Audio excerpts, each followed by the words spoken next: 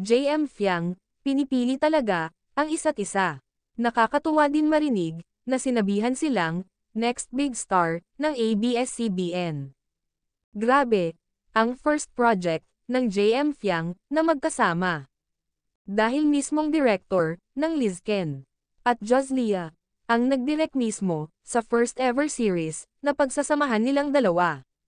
Ito si Direk Theodore Boborol, lahat ng dinirect nito, nag-boom sa takilya. Lalo ang Lizken, na namamayagpag, ang kasikatan noon. Kaya nakaka-proud talaga sila, sa launching pa lang, ng Ghosting. Halata mong magkakasundo, na sina Fiang, at Viv Ori. At ganun din, ang tatlong lalaki. Love triangle man, ang tema ng series. Pero as in nakaka-excite, sa dami ng twist.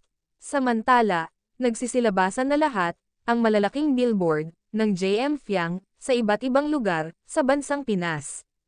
Si Fiang Smith talaga, ang pinakamaraming billboard, sa lahat ng ex-housemates. Samantala, may aabangan na naman, ang mga fans ni Fiang Smith. At ganun din, si JM Ibarra. Fiang, for All-Star Game, for Volleyball. Kasama din niya dito, si Jasmine. At next si JM Ibarra naman, sa All-Star Game, for Basketball. Grabe ang time management, para magawa lahat, ni Fiang Smith, ang kanyang, mga nakalinyang project.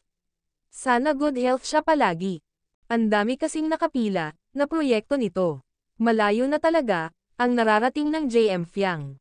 Imagine, kailan lang sila lumabas, sa bahay ni Kuya. Pero grabe, sunod-sunod ang ganap, ng dalawa.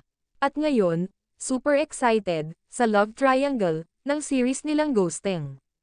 At take note guys, sila ang main lead, ng series na ito. Ibang-iba talaga, ang hatek ng JM Fiang, sa masa.